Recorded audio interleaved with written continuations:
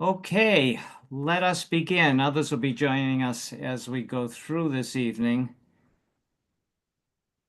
So welcome, everyone, to this important and most timely forum on Ukraine and on possible peace negotiations to end this frightening war.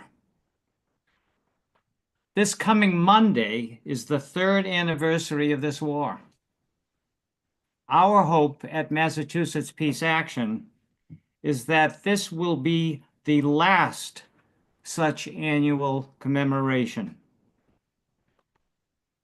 Our webinar tonight takes place in the midst of startling developments in the relations between the United States and Russia. Developments that could lead to the opening of serious negotiations on Ukraine, among other very important issues. In the midst of these amazing events, we are most fortunate to have with us tonight Daniel Davis to give us his thoughts about what is going on and about the key issues that the negotiations will be about, and his insights into these negotiations and their prospects to actually end the war. Retired Lieutenant Colonel Daniel Davis is a senior fellow and military expert at Defense Priorities, and he is the host of the Daniel Davis Deep Dive show on YouTube. In fact, you'll notice he's all over the internet. Colonel Davis served 21 years, including deployments to Iraq and Afghanistan, and is the author of the book 11th Hour in 2020 America. Daniel Davis has achieved some notoriety back in 2012, which seems like another planet from now, when he returned from Afghanistan. Remember that war? And published a report detailing how senior U.S. leaders misled the public and Congress into believing that the war was going well, while in reality, of course, we were heading toward defeat. His work on defense and foreign affairs has been published in the Washington Post, the New York Times, and other media outlets, and he is a frequent guest commentator on NBC News, the BBC, Fox News, CNN, and other television networks. So with our thanks, please welcome Daniel Davis. Well, thanks for that intro. I appreciate it. Listen, I'm just going to kind of set the stage for you tonight. I'm going to tell you my best estimate of what's really going on the ground here, what's been going on, what's happening both physically on the battlefield as well as in capitals around the various parts of the world, in diplomatic things behind the scenes. But I'm going to tell you what an unemotional assessment of what has taken place and what is taking place, and then I'll tell you where I think it's going to go after that. But I'll tell you, depending on where your political form of view come in, you may not like some things. You may not like some of the conclusions that I draw, but I'll just tell you to the best of my ability, I'm going to give you the no kidding accurate stuff.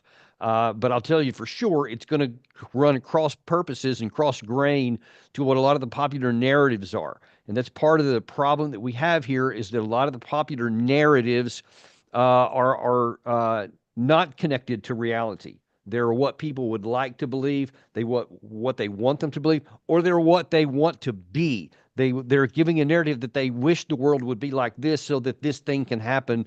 And I'm going to try and cut through a lot of that for you. I interviewed a former British Commodore on my show last week, I guess it was, and he put it really succinctly. He said that most in the West are operating off of a theory of the world that they wish it would be, whereas the Russian side is running off the world that it is.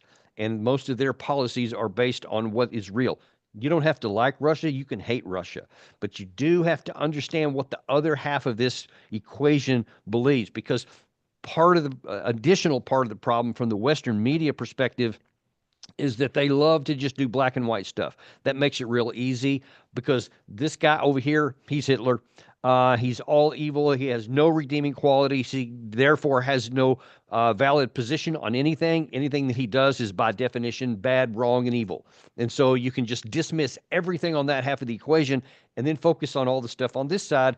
And it's by the paint of the picture that they want you to believe. And that is almost never true. It's never a black and white situation like that, good versus evil, other than the movies. But in real life, it's rarely that way. You typically have some good and some evil on both sides of this equation, and that's the case that we have here. In my view, there are really no, quote, good guys here. There are only guys.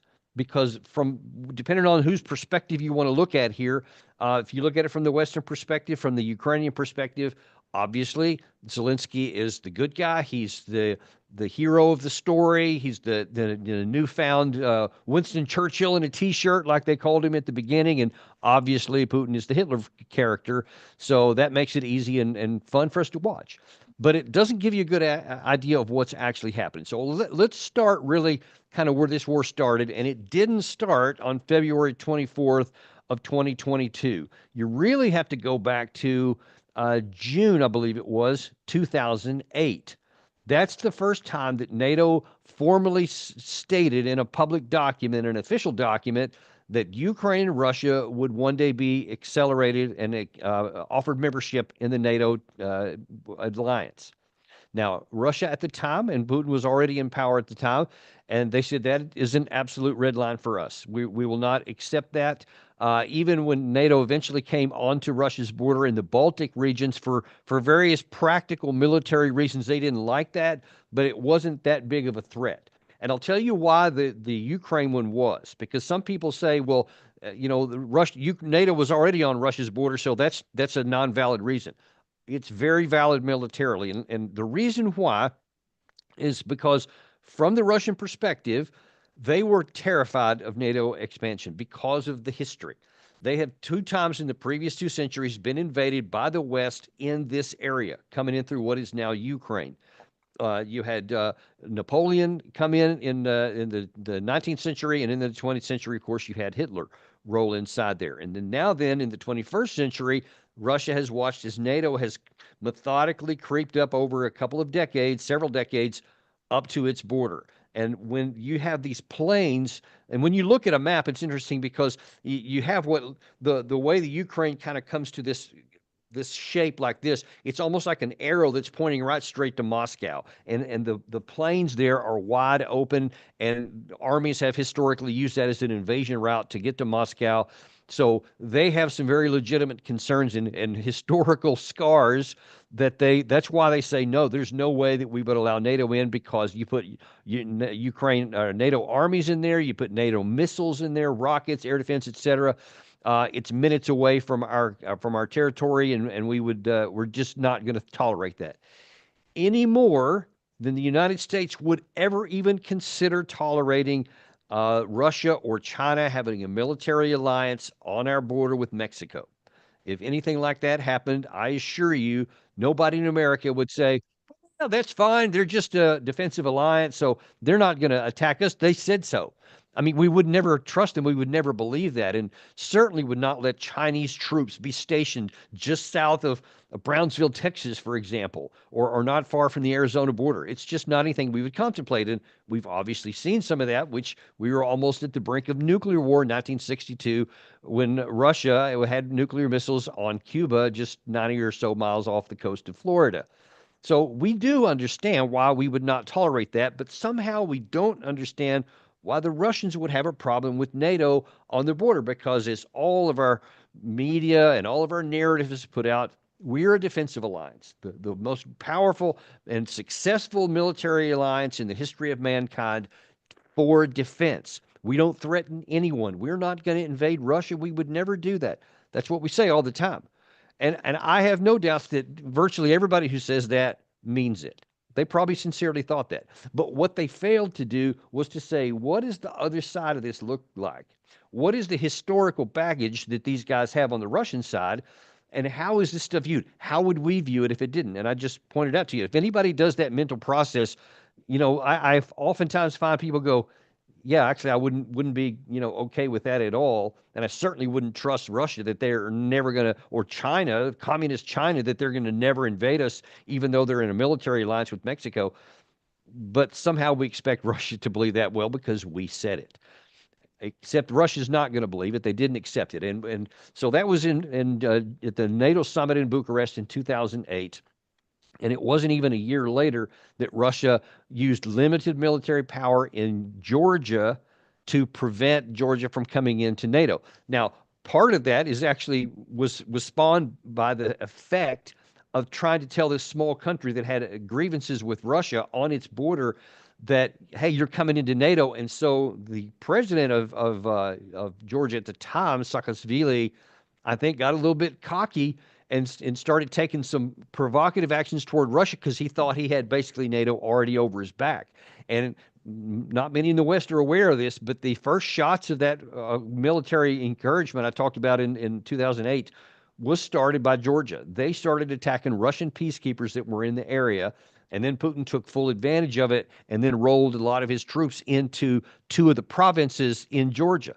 But it was instructive then because Putin's idea wasn't just to conquer Georgia.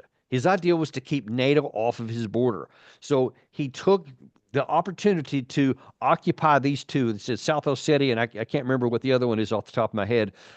He occupied those two, and I think they're still there to this day. But by doing so, he kept it off balance so that it can't join NATO, because to join NATO officially, you have to have no border disputes with anybody, and you have to have no internal disputes either that haven't been settled. And obviously, they had a border dispute and they had internal issues. So nobody talked any more seriously about bringing Georgia into NATO. But now then, for some reason, we didn't apply the same understanding to the Ukraine side. So now then, we have the issue happened in 2014. Let's move up to that. 2013. Let's start in 2013, because that's where the real origins of this war started. If the seeds were planted in 2008, the first sprouts came up in 2013 when there was an opportunity for I think it was Yanukovych was then the president of Ukraine. The legally elected president of Ukraine was Yanukovych. And it's interesting because when you look at an electoral map, you know how in the U.S. you have the red states and the blue states, and you can always see that the heartland is almost always red, and the coasts are blue, and whatever the big cities, et cetera. There's a similar dynamic in Ukraine, except that it was geographic primarily, not just in cities and so forth. And the further you went to the west from like the Dnieper River or so to the east, the more Russian it became. And not just Russian leaning, but actually Russian ethnic people, Russian speakers, etc.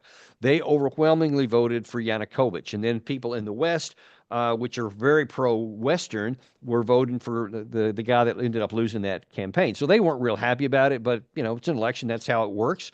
And so he was in power. Well, at the time, there was a deal in late 2013.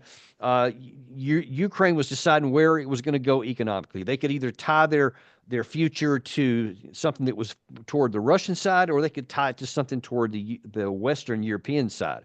Obviously, the West wanted to go west, and those in the East wanted to go east. But he's the president, so he has to make a call. It looked like he was about to tie himself to what was going on in Western Europe. And then at the last minute, he got what he considered to be a better deal from the Russian side with less strings attached.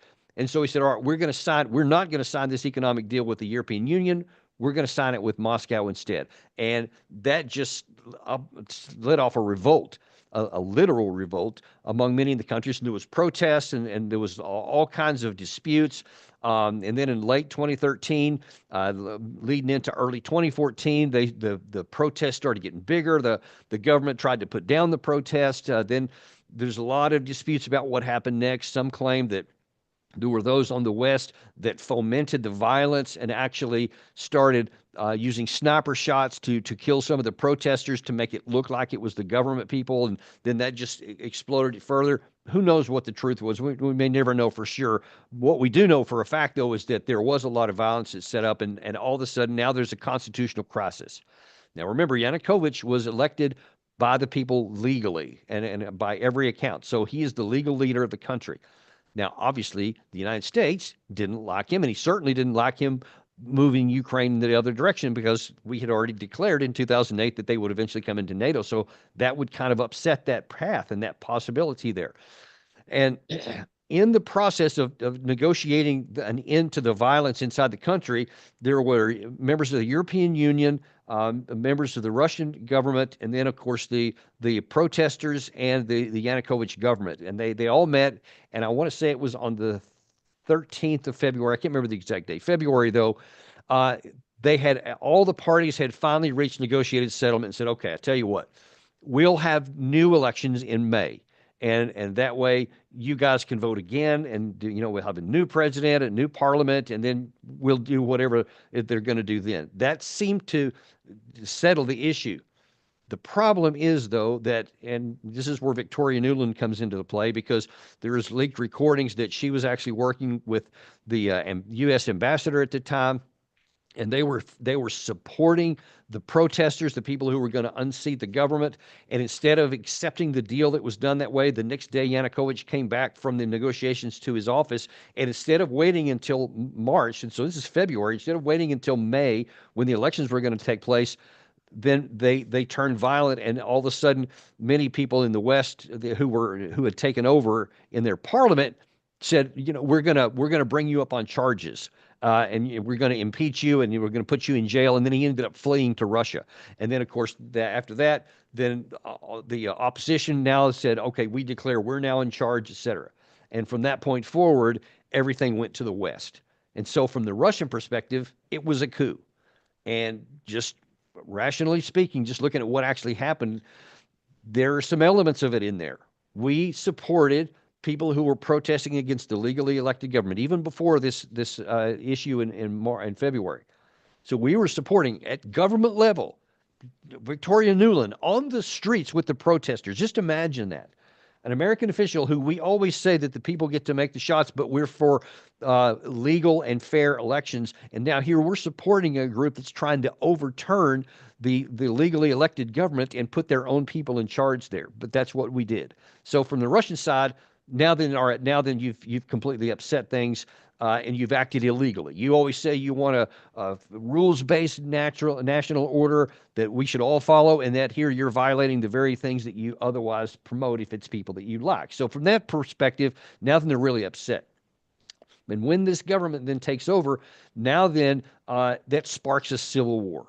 So a civil war breaks out in Ukraine, and the new people who were in charge of the Ukraine government, another just real problem, because when it was the Yanukovych government that was using military force to suppress the protesters, we said that's wrong and you can't do it. But then once those guys took over, now then they're using the actual army to suppress the people in the eastern part of Ukraine, and there was large-scale bloodshed. It was just a lot of violence that was used, and terrible things all the way down in Odessa and certainly in the Donbass, and that literally started a war that happened. And then as a result of that, then Russia started helping a lot of the separatists, the ethnic Russians in the eastern part, with a lot of military equipment. Some claim there was actually some soldiers. Evidence that I have uncovered said no, it wasn't Russian soldiers, these so-called little green men you may have heard about at the time. That wasn't Russian soldiers, but it was Ukrainian soldiers who had defected over to the rebel side, to the ethnic Russian side. So they were Ukrainians, but they took off all their patches because they said, we're no longer fighting for Kiev, we're fighting for the Donbass and the areas there in Luhansk and Donetsk. So that turned into then this a war that eventually settled on a certain line of contact for only Luhansk and Donetsk in the upper northeastern portion of the country. And so now then the West tries to try and settle that, and they say, all right, how about this? Let's have the Minsk agreements. And it was in Minsk, Belarus, where the four people met. It was Germany, France, Russia, and Ukraine. And those four, I think they called it the Normandy Group, they said, all right, we'll come up with this negotiated settlement. Russia and all of its military forces will demilitarize and they'll leave the country. Or the Russian forces weren't there, but they would demilitarize with all the equipment that they had gotten, because they had gotten, I'm talking tanks, anti-armor systems, etc. So they would withdraw all of that stuff and they would go back into Russia. And then on the Ukraine side, basically, they would say, okay, we'll change our constitution and there will be limited autonomy for the people who live, the ethnic Russians who live in the East. And they will still all be under the control in Kiev. So it'll be one country. But when that didn't happen, and actually even before that, when the Civil War broke out, it's important to point out here, Russia took advantage of the opportunity and they annexed Crimea. That was the first part that left. And it's about 95% ethnic Russians, if I'm not mistaken, and that a vast majority are Russian. They had a plebiscite, overwhelmingly voted that they wanted to go to Russia. Of course, we said that's not legal. You can't do that. And so no one recognized it to this day. But the Russians did. They said that that is Russian territory from this point forward. So part of the Minsk agreements said that, all right, this will solve the whole problem minus Crimea. That's something that will have to be dealt with later, if at all. But the important thing is, from the Russian side, again, the key thing was never accomplished, which is, we know subsequently from Angela Merkel, from Holland from France, and then in 2023 from Zelensky himself. They never intended on abiding by that. They never even had the vote to change their constitution, and consequently, nobody in the East ever got the political autonomy that they were promised. So that just continued to fester. Now then, this is another part almost nobody in the West is aware of. In March 2020, or in 2019, first of all, Zelensky is elected president over, I can't remember who he defeated at the moment. He's still in parliament, the other guy is. But Zelensky won the election in 2019. In 2021, he passes a law in March of 2021 that says that now then Ukraine will retake all of their lost territories, to include Crimea, to include Luhansk and Donetsk, and they'll do it by force if necessary. And that sparked an outrage from the Russian side, because they said, not only are you not following Minsk, now then you're talking about militarily retaking these territories. So they start moving troops up around the borders. And that's when the first time the Russia started moving forces up in the area. Then and they said, don't do it. Don't use force against these people. Go back to the Minsk agreements. Russia, almost to the very end, continued to say, just execute the Minsk agreements. But they didn't do that. And so now then we're moving into the summer of 2021. Joe Biden is elected president. He has a meeting with Putin in June of 2021. It's apparently their first, and turned out to be their only meeting. And I have been told by a senior diplomat who's a very close ally of the United States that at that meeting that Putin plainly told Biden, if you attack, if you don't take NATO off the table for Ukraine, especially in light of what's going on here, we will use force to sit this. That's the only way that Putin said he could protect the ethnic Russians in the eastern part of the country. And reportedly, Biden just said, yeah, no, we're going to do whatever we want to do. And if you do that, if you take a war, we're going to crush you economically with sanctions like nobody's ever seen. And you'll be crushed and you won't win. And we'll help the Ukraine side with lots of weapons. And Putin said, we're going to use force if you don't do that. So now then, we thought in the September, it kind of went a little bit lower with the temperatures, but then things picked back up. And again, Zelensky starts talking about NATO. NATO leaders start talking about, yeah, nobody's going to tell us who can get in NATO. We make that decision. Moscow has no veto, etc. So the Russians start building up more and more combat power. And then you may remember in December, Putin gives a last ultimatum. He says, all right, you won't do the Minsk. Here's another opportunity. If you'll do these things here, basically declare neutrality and declare political autonomy, still political autonomy for the Donetsk and Luhansk areas, or we will use military technical means to resolve the situation, which was barely thinly coded words for will attack. And then in January, you had President Biden publicly say, we have intelligence that shows Russia is about to invade, they're about to attack. And instead of saying, and we know this for a fact because Jens Stoltenberg, the former NATO Secretary General, actually said, hey, we were told by Putin, if you take NATO off the table for Ukraine, there won't be a war. And he said, of course, we didn't sign that. So he knew that the one way to avoid war was to just declare that NATO was not coming into Ukraine. And this is a good point to pause, and I'll pick this up. I see we're running a little bit late here.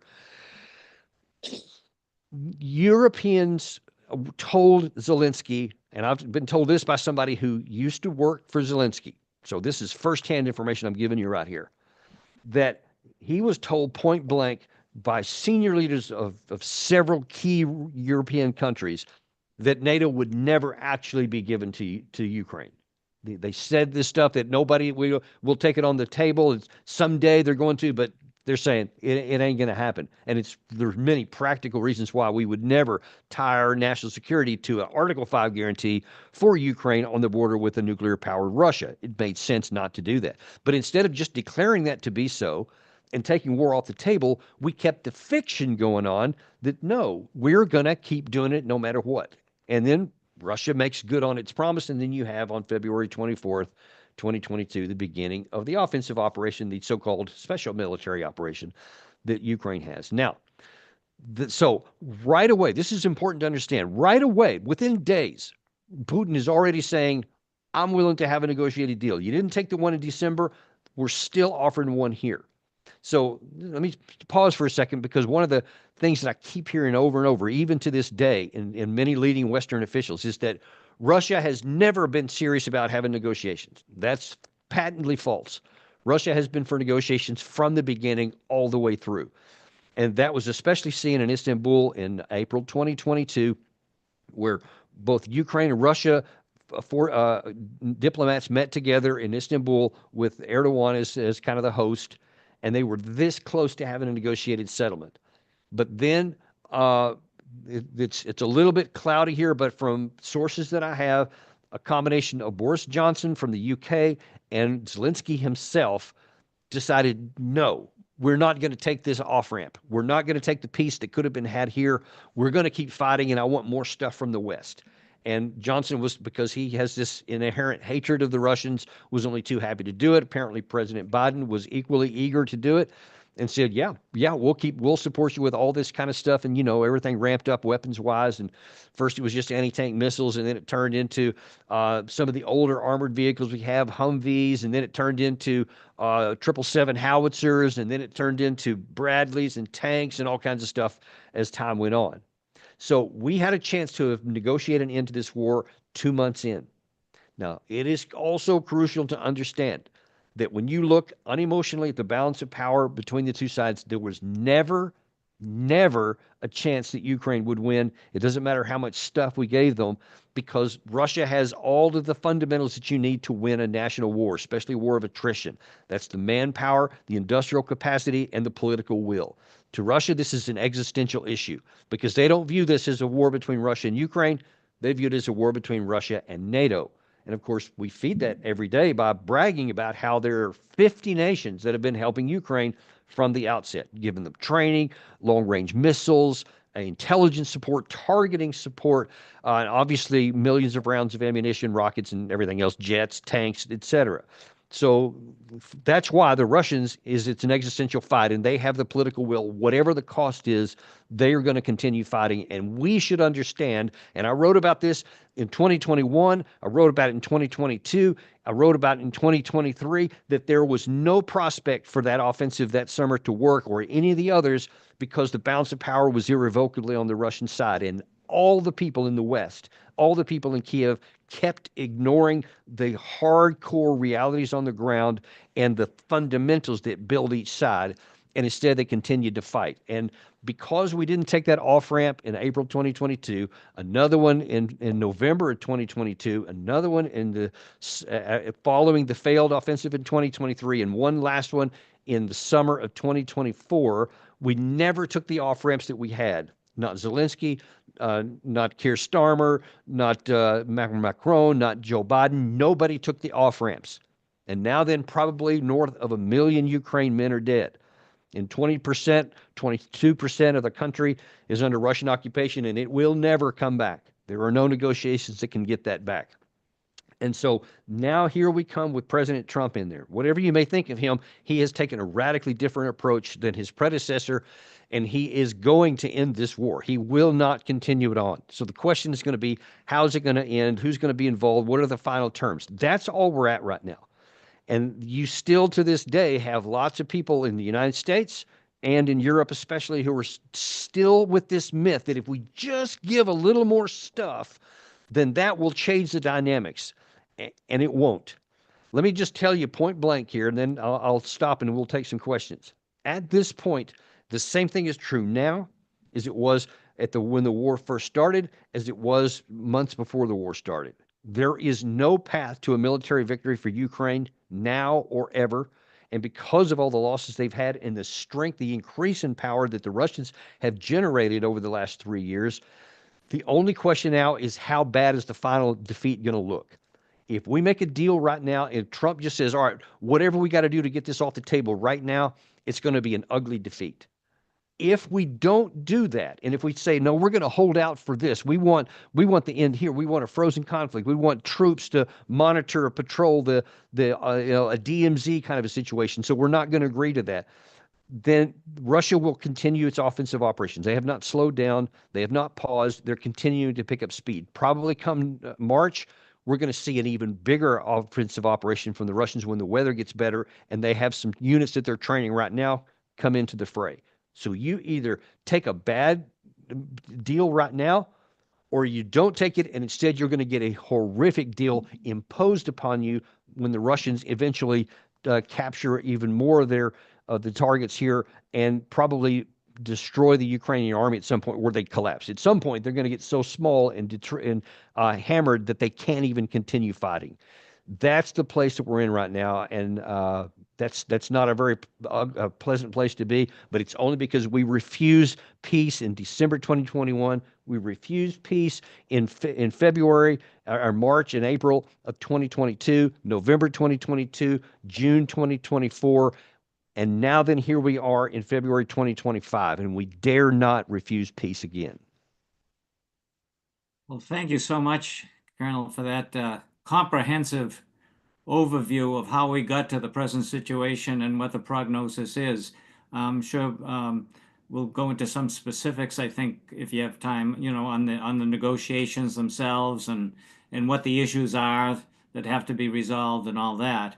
I'm sure we'll have some questions on that. But first, I just want to mention to people that we, in commemoration of the 3rd anniversary of the end of the war, at the beginning of the war, I should say, this coming Monday, we will have a standout at Park Street Station in Boston. So if any of you live in the greater Boston area and would be willing to come in for an hour from 12 to 1, we'll have leaflets, we'll have a table there, we'll have signs. We'll be trying to let people know how important it is to end this war and to end it now, and to end it through negotiations as opposed to more escalation. So here is the announcement of that rally this coming Monday. It starts at 6:30 in the it starts at noon on Monday, and that will go till 1:30, somewhere in there.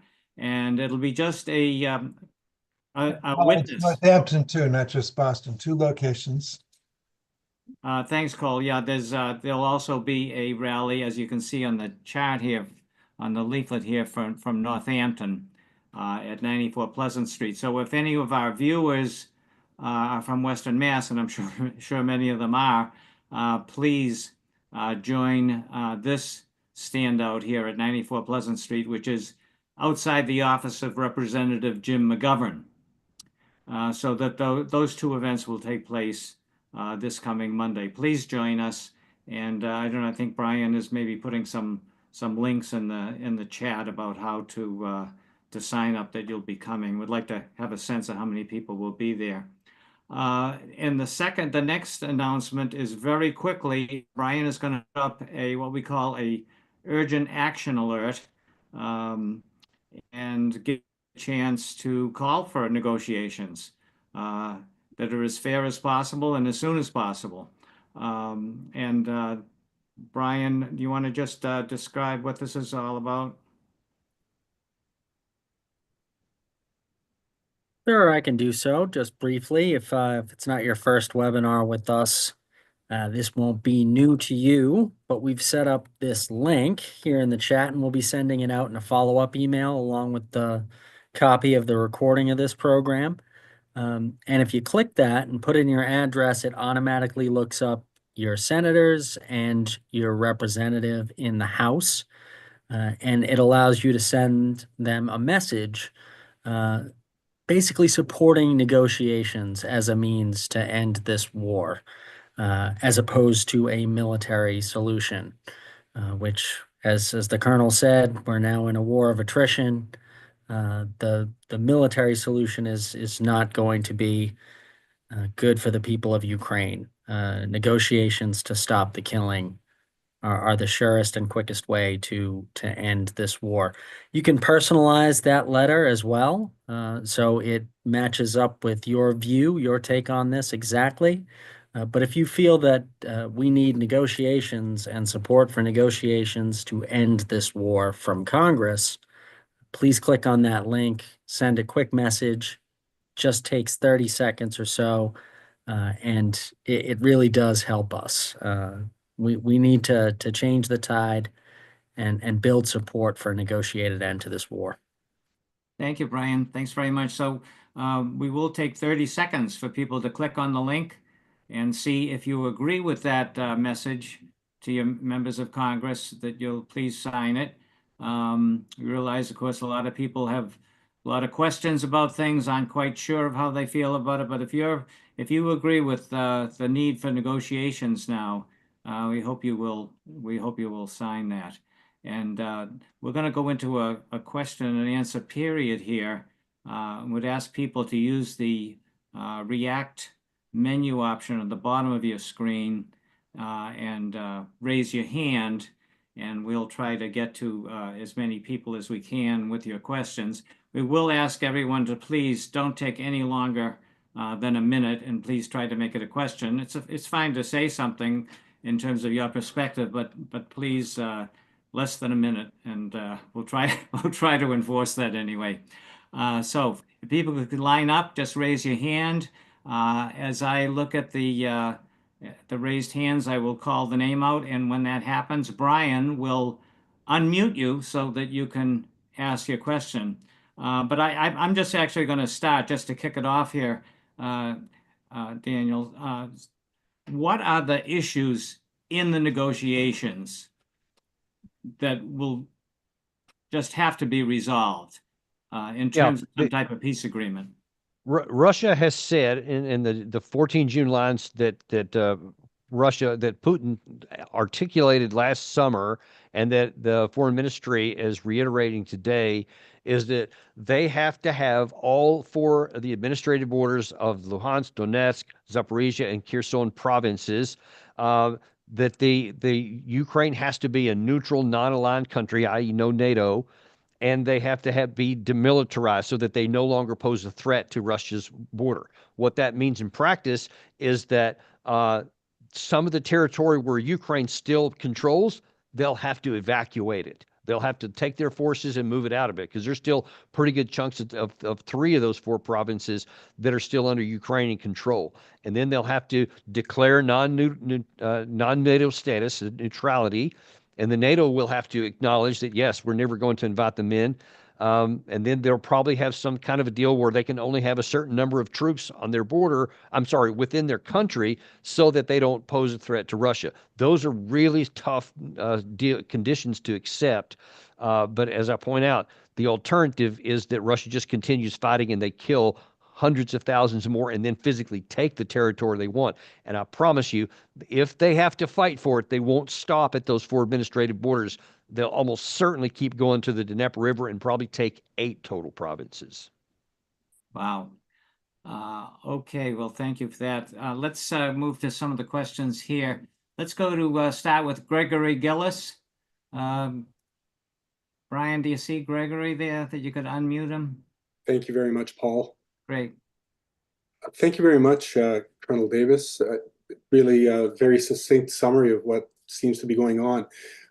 Also, Scott Ritter, Douglas McGregor have been saying similar things to yourself, along with Dr. John Mearsheimer. And they've also been saying that the collapse of the Ukrainian army has been imminent, really for over a year, but it hasn't happened. Now, can you explain why Russia hasn't ended the war by now? And just as well, do you think NATO survives after this debacle? Here in Canada, we're being asked to put up our military spending by the Trump administration, which will bankrupt Canada. We're already spending enormous amounts on military spending, and that's going to really sink the country, but our politicians are going along with it. Thank you. Yeah, Sorry. sure. I've actually had both Colonel McGregor and John Mearsheimer on my show many times, so I'm very familiar with their views on that. And that is something that we talk about a lot, because when you look at the fundamentals, there is every reason to think that the Ukraine military, I actually originally, I guess about a year ago, I said I think that they would be hard pressed to be able to make it through the end of the summer and still not break somewhere. And obviously they continue to pass through that, and they continue to go to this day. That shows you that they are just absolutely committed to this, and they just don't see any alternative. And of course, they're continuing to be forced into the combat anyway, and that's one of the reasons why they continued on. But it's I mean, an art, and it's definitely not a science. And one never knows where the breaking point is going to come. And the problem is that many in the West think, well, because it hasn't, it never will. And because they did collapse earlier, like when McGregor thought it might, or when I thought it might, or Mearsheimer, et cetera, now then they're just thinking the opposite, and okay, well, then it'll never happen. And now then they're literally talking, and I'm not making this up, the foreign minister from Poland a couple of days ago at the Munich Security Conference actually said, well, this could go on for a decade. He said, wars of this type sometimes happen for a decade. We're 3 years in, and he's saying that, well, this keep going for another 7 years.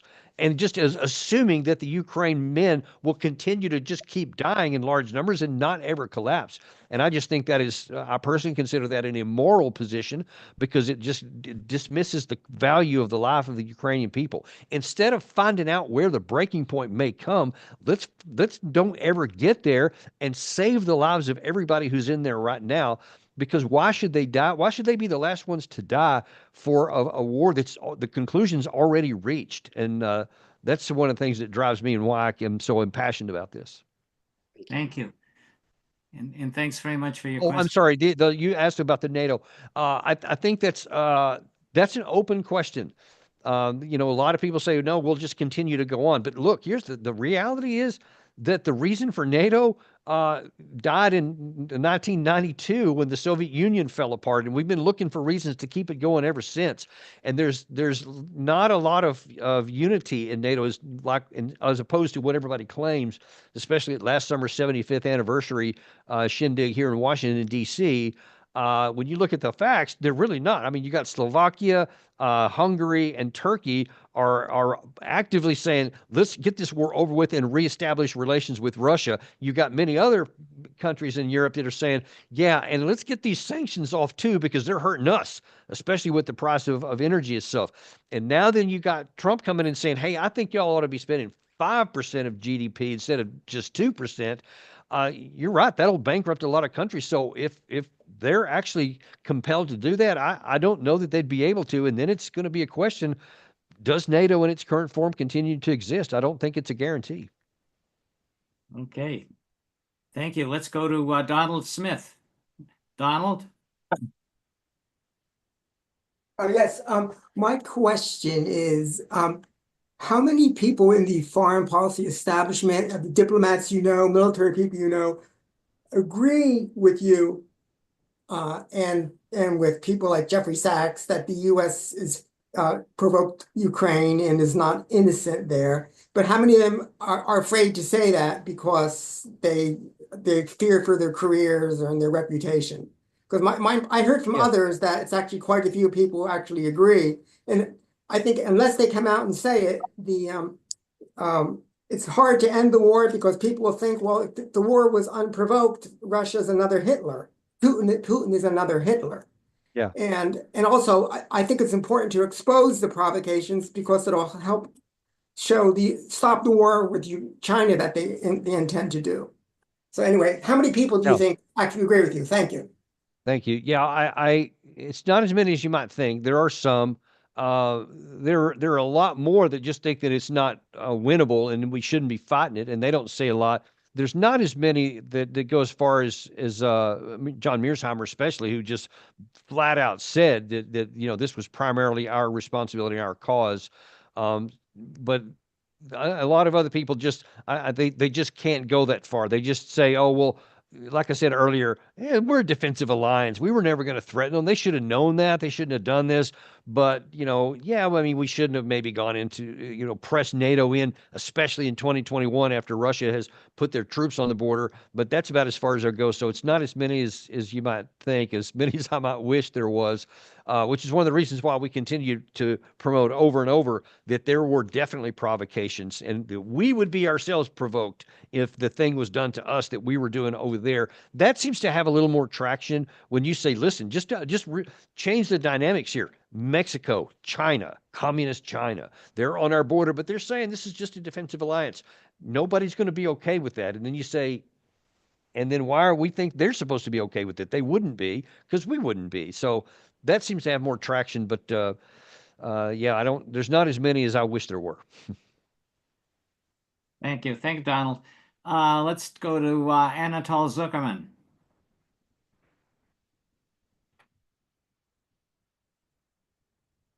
Yes, hello, Mr. Davis.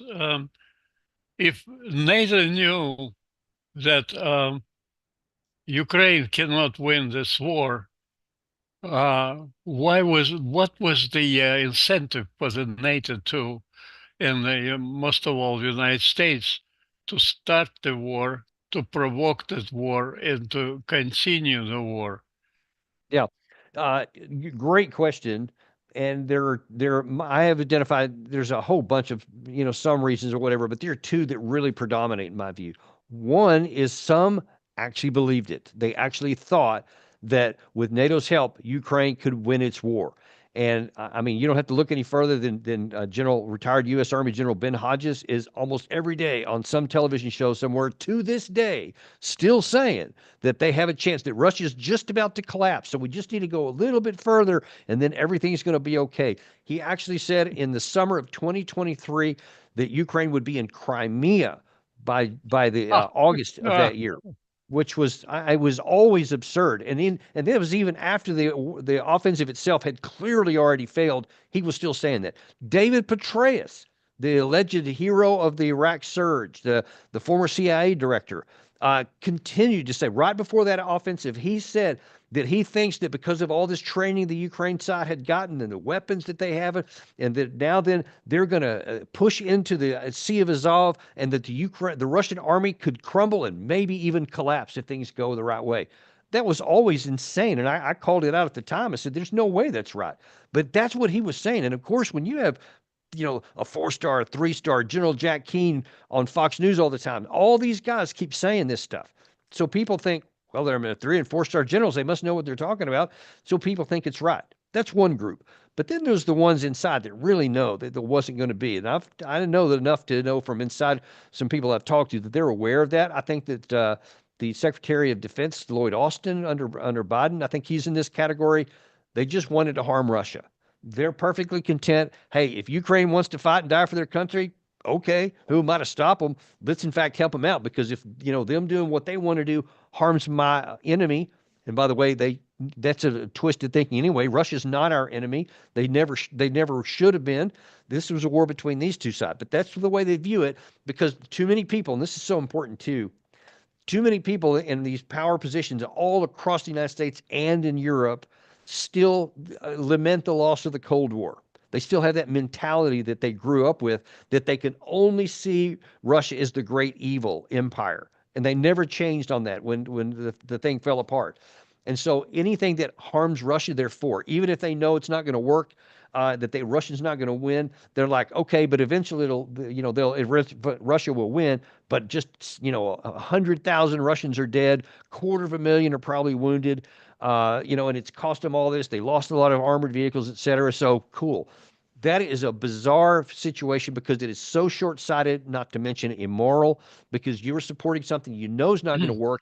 It's getting hundreds of thousands of Ukrainians killed for an event that can't help their country, and it has resulted in the rubbling of their cities, and now is going to result in the loss of their territory. And then instead of Russia being weaker, they are now stronger than they were in October, November, February of 2022. And so everything we did failed, both physically, militarily, and morally. That's amazing. So what now? Well, now we have to hope that Trump is able to stick with his guns and get this thing negotiated and off the table ASAP. Because as I said a minute ago to Paul's comment there about what are the conditions, those are hard pills to swallow for anybody in the West, regardless of anything I just said. And Trump is already under huge pressure politically, both in the United States and in Europe, not to, quote, surrender to Putin. And that's the way it's going to be characterized. And they're going to put a lot of pressure on him not to do that. They want him to continue on with what Biden administration was doing, keep supporting Ukraine, to giving them weapons and so they can fight, blah, blah, blah. Nobody has any idea to fight to what. There's no way that Russia's ever going to be losing this war. So all you're doing is sacrificing more. So if Trump can put off that pressure and say, yes, we're going to give in on these deals here because we're thinking deeper. And by the way, that's what the Secretary of State said after meeting with Russia today for 4.5 hours. They're looking beyond the war already. They want to improve relations between the two. They want to have some more nuclear reduction talks, and I'm a big supporter of that. And they want to reestablish communications. They want to reestablish diplomatic relations and all of that stuff. So those are all really good things that I encourage and hope that Trump sticks to. It's just going to be hard for him to do. Okay, thank you. And thank you, Anatol. Let's go on to Susan McLucas.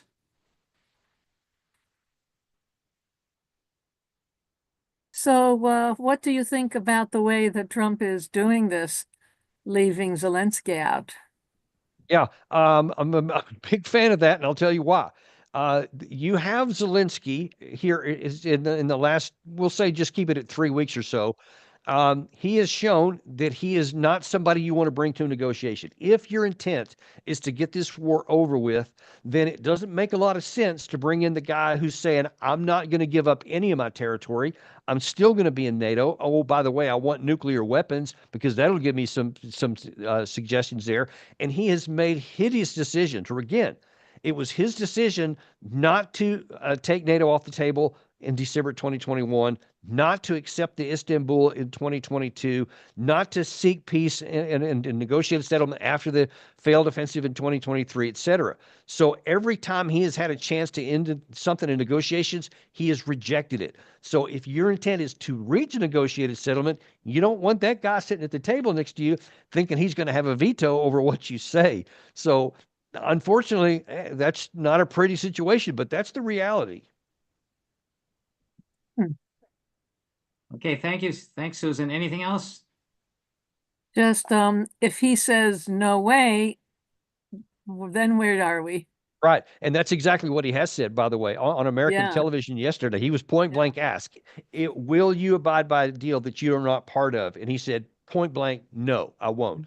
So then you're going to put Trump in an even more awkward position, but one I think he'll follow through with. Then Trump will say, okay, you don't want to abide by these deals? You're a sovereign leader of your country. I'm not going to, I don't have any force over you, but you're going to do it without our weapons, without our ammunition, and without our diplomatic support. So you do what you think is right for your country, but you'll do it without us. And then Trump would probably withdraw the rest of our support, wouldn't give anything new. And then it's up to Zelensky and maybe Europe. If they want to get involved with it, then they can do it then. Otherwise, they will lose the war physically because without, the constant flow of American stuff, they can't even hang on to what they got right now. And that's an ugly situation, but one I think that Trump will take if he's if he's backed into a corner. Okay. So probably they would accept it even though they didn't want to.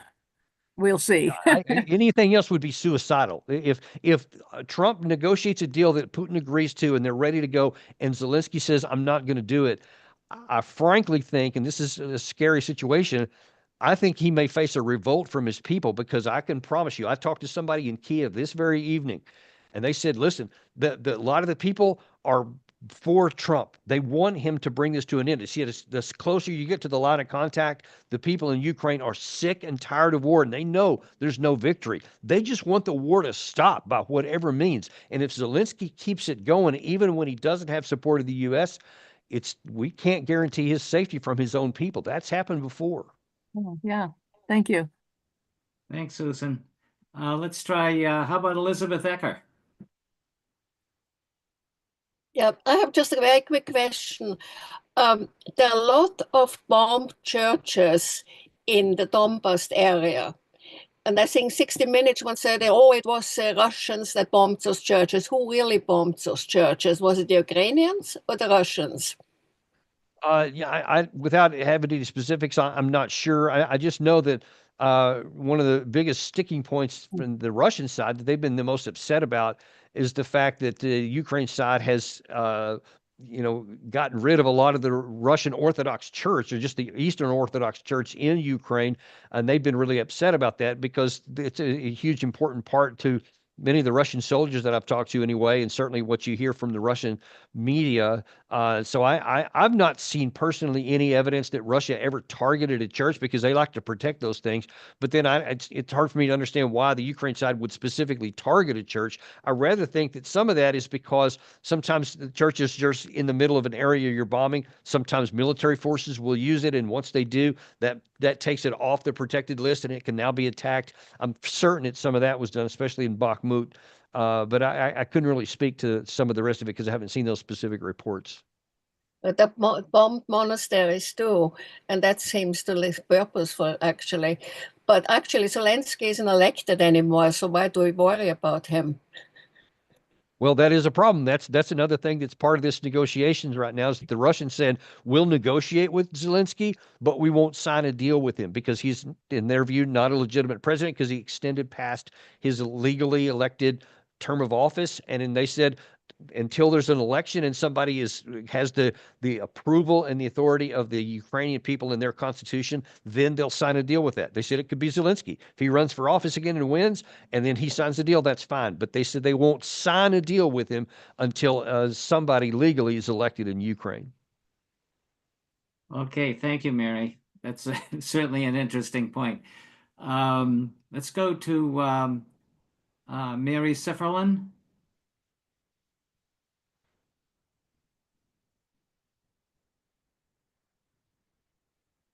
Mary, are you out there? Yeah, can you hear me? Yes. Yeah, okay, I think Zelensky doesn't trust that Putin won't just rearm and reinvade. Putin's not allowing any security guarantees for Ukraine. Right. And I think when the war first started, well, if the world thought that Russia would take all of Ukraine in like a week. What surprised everybody was that Ukraine actually resisted. And that, my understanding is that it was the fact that they showed they could resist, and that's when they started getting more support from the West. So do you think that Putin, it seems that Putin really wants all of Ukraine. He did publish something in June 2021 saying that Ukraine doesn't really exist. It's not a separate country. It's all of Russia. One could believe that he wants all of Ukraine, that he wanted it in the first place, and that is his ultimate goal. Yeah, no, I think I can tell you from a military perspective, they definitely did not want all of Ukraine and never had any intention to conquer all of it. And I can say that with confidence because of the number of forces that Russia employed for this. I think that what Russia thought they were going to do by having these 4 different arrows or axes of advance where they came in from 4 different directions with tanks and armored vehicles and airplanes and all this kind of stuff, I think they thought they would frighten Zelensky and his government, and that they would see that it was pointless to keep resisting, and they would agree to the terms that he wanted in December 2021. But instead, this was one of the big mistakes that Russia made. when the Ukraine side didn't do that, like say, for example, what happened in 1956 in Hungary, when the Soviets rolled in with a bunch of tanks and made a big show of force. The Hungarian side was recognized they couldn't win, and so they basically just capitulated and laid down. Well, I think Russia thought that that was going to happen here too. And so they came in with way too few forces to actually conquer the land. If the Ukraine side stood up and fought bravely like they did, they didn't have a fraction of the number of troops that would be necessary to actually conquer the country. I mean, they came in with less than 100,000 actually came into the country in their initial barrage. And by comparison, today they have somewhere around 700,000 just in the occupied portions now. So 7 times what they came in with. And you see how hard that is right there. So Russia didn't want to have it. They don't want it now. And I'll tell you that with confidence too, because Russia knows, and they've said this many times, especially when you look at that electoral map I mentioned at the beginning of where the ethnic Ukrainians are, where the ethnic Russians are, etc. The ethnic Ukrainians hate the Russians. And they always have and have for a long time, especially now. And so Putin knows that if he were to physically defeat the entire country and then try to occupy it, he would be having a long-term a fight against partisans, just like the Germans did in like France or in Yugoslavia in World War II. And it would be a never-ending boil in a constant, putting troops there, even worse than what they did in Afghanistan and their 10-year war there. And there's no way he's going to do that. What he wants is security on his western border, so he has a buffer between him and NATO. If he conquered all of Ukraine, then now he's physically on the border with Ukraine, with NATO, and that violates what he wants to do. So I think that there is a lot of risk or a lot of reason to suggest that in his own self-interest, not because we have to trust him, that he doesn't want to go beyond the Dnieper River, and that he does want a buffer state that's in between him that's non-aligned with NATO.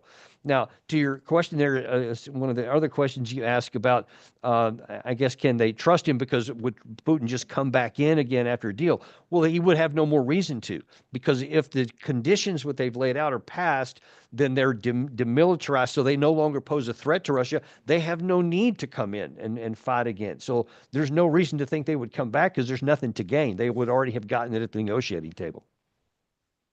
Great, interesting points. Let's go. Thanks, Mary. Let's go to Francisco Manuel. Hello, can you hear me? Yes. Does it work? Yes, perfect. Hello. You're an amazing reporter of this war, and I'm very proud to be able to speak to you. I'm from Portugal. I currently live in Germany, and the previous lady said something about what Putin wrote in that article before the war. And we in Portuguese, in Portugal, in the Portuguese-speaking countries, we tend to say that the Portuguese language is our motherland. And we all have this feeling that we all belong to this spiritual nation. And I think that's what Putin said, that Ukrainians were Russians and Russians belong to the same spiritual nation. He never said that Ukraine, that's a misreading of what he said. He never said that Ukraine doesn't have the right to and I think the West did that on purpose to try to make it sound worse. I agree. That's how I read it too. So my question to you is about Europe. We saw European leaders completely in disarray, saying different things all the time. Are we going to see the European leaders able to find a common wording, a common strategy, or the opposite? We are going to see the European leaders going into a blame game because of all the costs, because of all the trouble that we are perceiving. And last but not least, my other question would be, many European leaders are scared about the perspective of Ukraine falling apart, and probably in a civil war once the Zelensky regime falls down, or the war is over. And they are really afraid of millions of Ukrainians coming to Europe, running away. And is that why so many people are talking about sending an army to Ukraine, European soldiers to Ukraine, in order to stop any possible complete social collapse? That's possible. I guess I can't rule that part out. I guess they could do that. They certainly have some direct experience with it. I think somewhere around 15, 20 million Ukrainians have already flooded into various parts of Europe after the war started in the first place. So I don't know that there would be another big flood after the war was concluded, because now then there's no fighting and there's actually reason for many of those to go back home. So I don't think you would see another big exodus. To your bigger question there about where the Europeans are, no, I do not expect them to have some unified position. I think we're already starting to see the evidence of that, that without the United States, there's no leader recognized in Europe right now that anyone else is going to rally around. I mean, you saw this emergency meeting they had following the Munich Agreement in Paris. And you heard almost nothing to come out of it afterwards, because they can't even agree among themselves. And there were only 8 of them. They didn't have any unified position even then, because they don't know really what they want to do. And then you saw Keir Starmer, who's definitely one of the leaders of those 8. I mean, he came out last night and said, okay, I get Trump talking about we need to spend more for our national defense. Okay, we'll do that. And then he says, and for this peace, we're willing to put British soldiers on the line of any negotiated settlement. But then he caveated it by saying, but we can't do anything unless the United States provides security guarantees and does that. So they're already backtracking significantly from what they said. And I assure you, Trump is not going to guarantee anything for any troops on the ground, which in any case is pointless, because the Russians would never agree to any foreign troops. And they have said so repeatedly and emphasized again today. So no, I think eventually the European leaders are just going to fall in line with whatever Trump tells them to do. I mean, I just think that's the truth. I hope so, because right now it seems that they want more carnage, they want more fighting. Yeah, they want more. They would be for more fighting in Ukraine, but they don't want to actually do any of the fighting themselves, because I think the biggest army on the continent other than Ukraine is France at like 200,000, and that's the total force. That's not just fighters. It's a very small percentage. There's a piece out in, I think it was the Telegraph today, that the UK military that Keir Starmer offered some, for this so-called force, has 1 armored division, and even that is not really combat ready. So there's not a lot of combat power for them to do any fighting. So they need to make sure that this does not expand anywhere, because it would be a rather rude situation if they got into a direct conflict with Russia. Okay, well, thanks for the question and the And answer. I've got about 10 minutes left, just so you know. Okay, let's try one more question and see where that takes us. Sayre Sheldon. Sayre, do you have a question? I'm questioning why I'm here. Now we can hear you now. Because I don't think I have that much to offer. But on the other hand, I think you're all very aware that there's some big places where we could make a difference that we're not making a difference. And I'm willing to throw my hat in the ring, so to speak.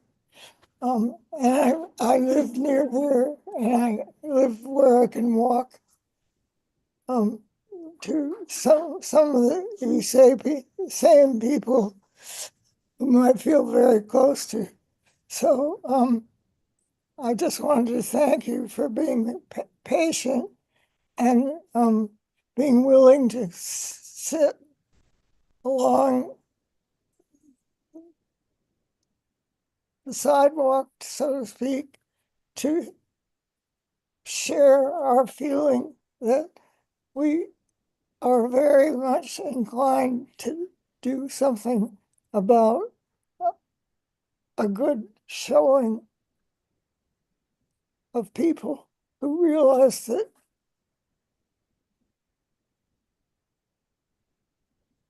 the future lies partly in people like you who look at what's around us in our daily lives and see that we still have work to do that hasn't been done. And well, listen, Miss Sheldon, I just say I admire you so much, and I'm very grateful for you and really everybody on here who wants peace.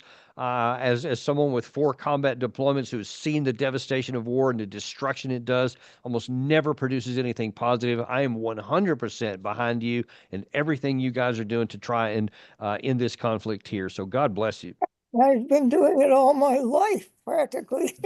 And it's still not enough because it's so important to recognize the amazing work that both men and women have done.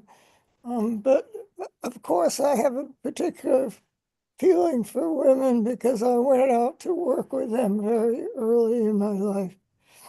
And Okay, well, it's still welcomed by them. So thank you all. thank you, Sarah, and thanks for all that you've done over all these years Well, to keep the torch burning. Well, I'm still functioning, and I feel a tremendous longing to just be out there working with you because you have a huge weight of the country on your shoulders. Yeah. All the women who've done so much. Thank you, Sarah. If you can get there, we'll see you on Monday. So I think we better let you go. Oh, we got one more. I get time for one Okay. more. If you Okay, we want to. go. David Hatsow has been waiting. How about Dave? You have a question? Yes, thank you so much for your presentation. So many people, including government leaders over Western Europe and the United States, seem to believe that Putin is really another Hitler. And if he's not stopped in Ukraine, he'll begin trying to take over the Balkans and Poland, etc. I don't believe that, but of course, in every war, we've demonized the opposition. And but at any rate, how would you answer these people in a way to hopefully really convince them that that is just a lie? Yeah, that's something I've been battling from this whole war began, because when you can, as I pointed out just a second ago, when Russia made its initial incursion into Ukraine, and they still call this a special military operation as opposed to a war, because they have limited aims, which is to provide security on their western flank. They now have added tremendously. They have added 500,000 to their force from where they started. Actually, more than that, probably closer to 600,000 now. So they're much bigger and much more capable than they were at the beginning. And now then they have the ability, if they want to really unleash it, because apparently there's somewhere between 200,000 and 300,000 Russian forces that have formed into units that have not yet joined the fight. And they can, at some point, especially if these negotiations fail, drive home and just win a complete military victory. Now, the only way that they would take any other territory is if they continue to feel threatened and they don't get security and they don't have a negotiated end. There is a possibility now, and this is the first time I've said that because it hadn't existed up to this point, that the Russians could take the Baltics if they feel like that even if they take the Dnieper River and still the war doesn't end and still the Europeans still try to provide more security for whatever's left of Ukraine to continue fighting, that they could then say, all right, we're going to take all of our western border, and that means the Balkans, and cut it off, because it is very, very vulnerable, much more than people recognize, because there's a very small strip of land called the Suwalki Gap from Poland to where everybody would have to go through there to even have a chance to do anything to Russia in there. And I doubt anybody in Western Europe or Central Europe is going to risk a nuclear war with Russia over the Baltics if it comes down to it. And Russia now has the combat power. They can easily take the Baltics if they were put into a position. That's why one of the other big reasons I'm so emphatic that we need to end this war right now, right where it's at here, even if that means giving Putin the territory, the administrative borders where they currently don't own all the territory. Because if we don't give that to them, they may calculate that they can take all of the territory by force in order to secure their own national western border here. So they're not going to go any further than that, though, because they don't have the force structure. Unless they mobilize and have like 3, 4 million men and then, build this massive army of tanks and everything else. They can't go any further than those places right there. So that's the real reason they don't have the capacity to threaten Western Europe like some of these people claimed. But if we're not smart, and if we act foolish and push Russia into a point to where they feel the only way they can secure their borders to take the Baltics, then that could happen. We just need to make sure that we don't give them any reason to do so. Thank you, David. And Daniel, thank you so much for taking this this evening with us. We really appreciate it. Thank you for all your answers that directly address the questions that are asked. That was terrific. You bet. My pleasure. Thanks for having me, and God bless all of you. All right. Good luck to you in your work. Thank you. So thanks, everyone. I think you found this quite an enlightening presentation tonight. We will be sending you a link to the YouTube recording of it, and also some other background information in case you are interested in looking at it. If anyone can, in the Boston area, can come to the rally at Park Street Station on Monday at noon, that would be great. If you're in Western Massachusetts, if you could go to the rally outside of Jim McGovern's office, that would be terrific, so that we can get as loud a call as we can on this 3rd anniversary of the war for a negotiated settlement before something much worse happens.